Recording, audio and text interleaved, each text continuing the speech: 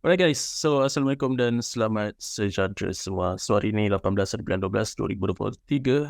Macam biasalah kalender ekonomi yang terdapat pada hari ini. Tak ada terdapat banyak catalyst pun. Seperti biasa hari Isnin takkan ada banyak catalyst kecuali pada hari Rabu, Khamis dan juga Jumaat. Okay, so untuk USD JPY, so apa yang berlaku masa kini adalah USD JPY masih lagi di fasa bearish di time frame yang agak besar, iaitu di time frame daily dan juga weekly, masih lagi kekal dalam keadaan bearish disebabkan oleh tekanan daripada penjualan US dollar, ekoran sentimen daripada Fed yang menyatakan akan menurunkan kadar faedah sebanyak 3 kali pada tahun 2024 nanti. Dan terdapat pula percanggahan informasi iaitu daripada Fed John William yang mengatakan Federal Reserve belum lagi memikirkan untuk menurunkan kadar faedah. So ada percanggahan daripada segi informasi di mana Fed sendiri mengatakan mereka akan menurunkan kadar faedah pada tahun 2024. Tetapi Fed John William pula bagi tahu mereka belum lagi berbincang tentang untuk menurunkan kadar faedah di masa yang akan datang. So ada percanggahan daripada segi informasi. Tetapi kalau kita refer kepada Fed.plot, apakah itu Fed.plot? Iaitu satu informasi yang anda boleh refer di dalam website Federal Reserve itself, iaitu pada tahun 2024 ataupun untuk tempoh jangka masa panjang, Federal Reserve akan menurunkan kadar faedah secara berperingkat starting from 2024. Okay, so sentimen bercampur ataupun mix sentimen ni menyebabkan labur keliru dan lebih berhati-hati di dalam pasaran lah pada ketika ini, kerana setiap apa jua perkataan ataupun percakapan ataupun perbincangan daripada Federal Reserve ataupun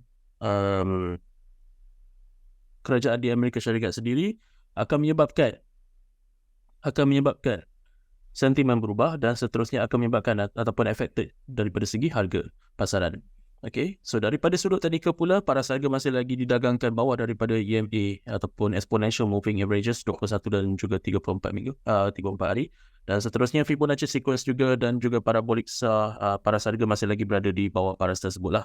Jadi kalau kita lihat daripada sudut teknikal kejap lagi, ianya masih lagi kekal dalam keadaan bearish, walaupun pada time frame H4 terdapatnya pembentukan bottom reversal dan juga leading indicator iaitu money flow index menunjukkan berada di paras oversold, tetapi mungkin menjadi penanda awal perubahan arah trend pada ketika inilah.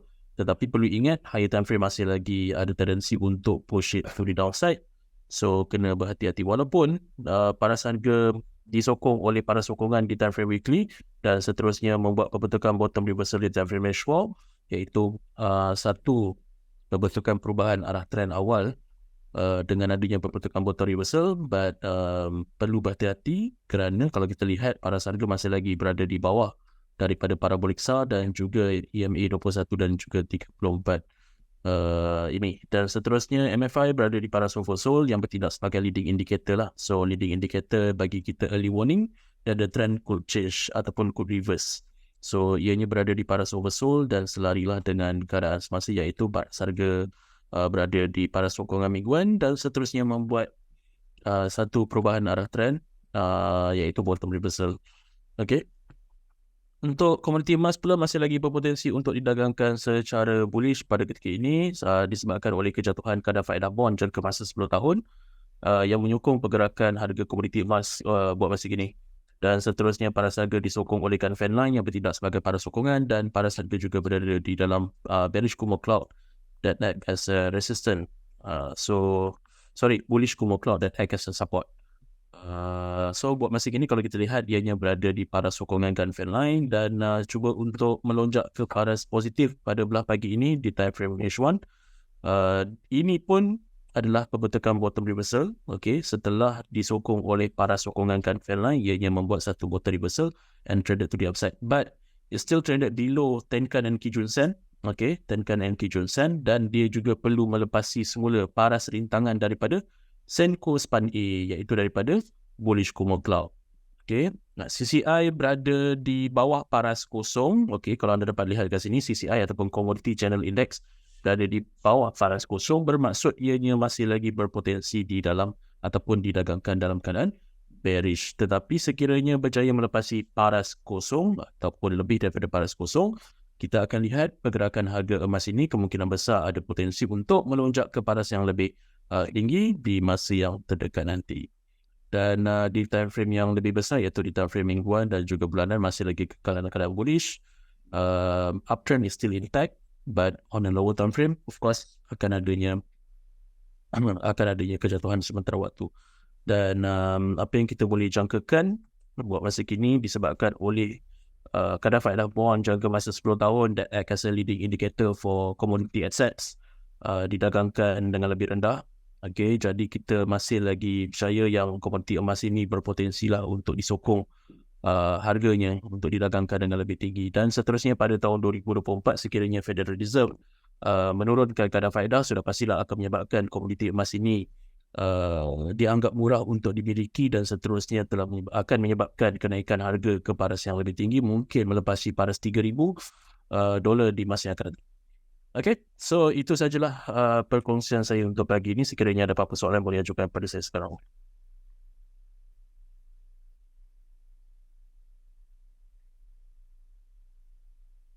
Sandi, dah lama tak nampak. Sihat kali. Boleh tahu perkembangan yen. Okay. Alright, so yen, apa yang berlaku? Yen amat sensitif dengan berita daripada segi kadar faedah. Yen amat sensitif dengan interest rate. Okay, biarpun daripada US sekalipun. Okay, so apa yang berlaku buat masa kini? Kalau kita lihat untuk tempoh jangka masa panjang, bukan in a short term period of time, tetapi long term punya view. Pada tahun 2024 nanti, yen akan mengukuh kuat sekiranya Federal Reserve menurunkan kadar faedah, dan seterusnya apa yang berlaku, USD JPY akan jatuh, GBP JPY akan jatuh, okay, kerana yen mengukuh, dan seterusnya apa saja mata wang yang pair dengan yen akan mengukuh berbanding mata wang tersebut lah.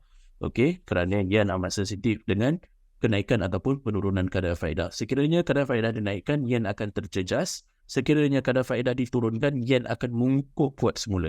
Okey, kena faham tu. So itu adalah correlation, negative correlation ataupun kita panggil sebagai intermarket analysis, di mana kita kaitkan daripada satu pasaran kepada pasaran yang lain. Okey. US oil. So US oil. Okay, Pablo. So macam ni, US oil adanya technical rebound. Sekarang trended $72 per barrel.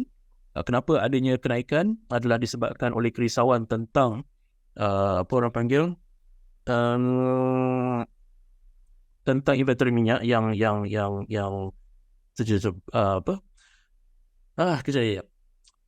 Sekarang ini dia didagangkan pada paras $72 per barrel.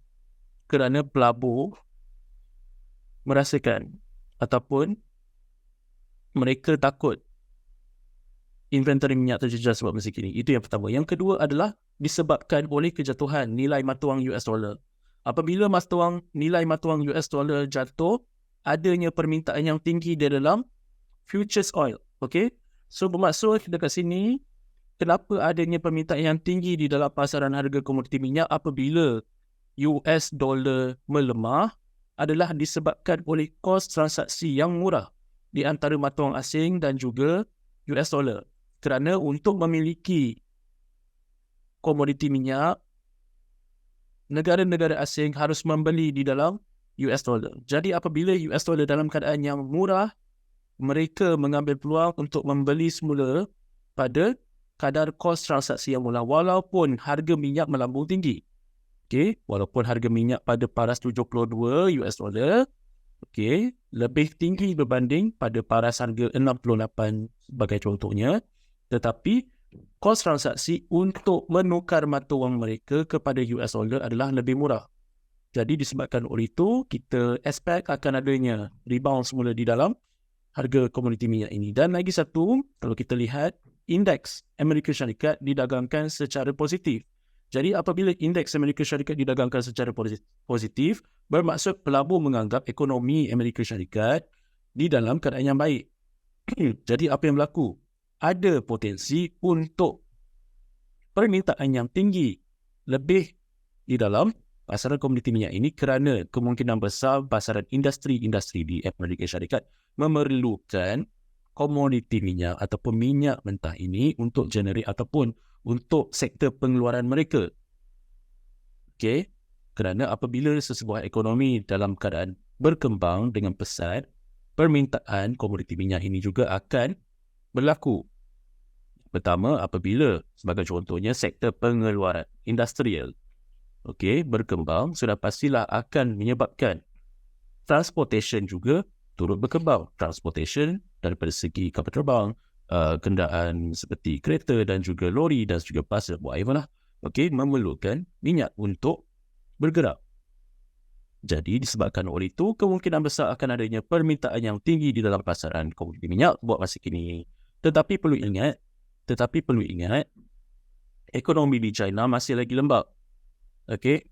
China adalah pengimport utama minyak mentah Amerika Syarikat. Ataupun minyak mentah dunia. Jadi, apa yang berlaku perlu berhati-hati juga. Kerana ianya akan efek. Adakah zone sekarang adalah zone safe untuk long trend buy untuk gold? Tidak. Contohnya tidak. Perlu lihat kepada key level di time frame yang lebih besar. So, ini kalau anda tanya saya, belum lagi. Perlu berhati-hatilah. So, this is just a technical rebound. Kenapa saya cakap macam tu? Anda perlu lihat daripada sudut apa? Daripada sudut Dow teori sendiri pun, this is an accumulation phase, trending phase up, distribution phase, trending phase down. Dan lagi satu, apa yang berlaku adalah a lower series of peaks and trough masih lagi form. Belum ada lagi tanda-tanda yang dia nak naik. Walaupun dekat sini adanya tadi rebound yang membentuk sebagai bottom reversal, tetapi boleh je dia sampai ke mana? Dia sampai ke paras sini sebelum melakukan kejatuhan semula ke paras yang lebih rendah. Faham? So, kena berhati-hati. Dah masuk dah spamming ni. Yang malas ni. Abaikan je spamming yang dekat dalam tu. Memang tak tahulah kenapa. Pandangan untuk AUD jangka masa pendek dan panjang. AUD ada kena-mengena dengan apa? Dengan AUD adalah mata wang komoditi yang ada kena-mengena dengan pasaran metal ataupun pasaran komoditi emas. So, apa yang berlaku in a long term run, AUD, USD ada potensi lah untuk didagangkan secara positif. Right? Cool. So guys, itu saja untuk laporan hari ini dan semoga kita jumpa lagi pada esok hari dan juga di masa yang akan datang. Assalamualaikum, sekian, terima kasih dan selamat siang. Bye-bye semua.